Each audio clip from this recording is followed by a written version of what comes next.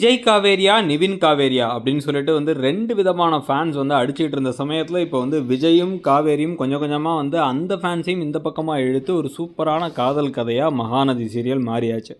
விஜய்க்கு தனியாக ஃபேன்ஸ், இந்த பக்கம் வந்து பார்த்தீங்கன்னா காவேரிக்கு தனியாக ஃபேன்ஸ், 2 பேருக்கும் சேர்ந்து வந்து பார்த்தீங்க அப்படின்னா வந்து வீக்கா ஃபேன்ஸ் அப்படின்னு சொல்லிட்டு பலமாக போயிட்டுருக்கிற சமயத்தில் இந்த கதையில் கொஞ்சம் கொஞ்சமாக அப்பப்போ காமிக்கிற ரொமான்ஸ் காட்சிகள், காதல் காட்சிகள் இது எல்லாத்தையும் தாண்டி இப்போ புது ஒரு ஷாக்கும் வந்துருச்சு. என்னென்னு வந்து பார்த்தீங்கன்னா இப்போ கங்காவுக்கு உண்மை தெரிஞ்சிருச்சு.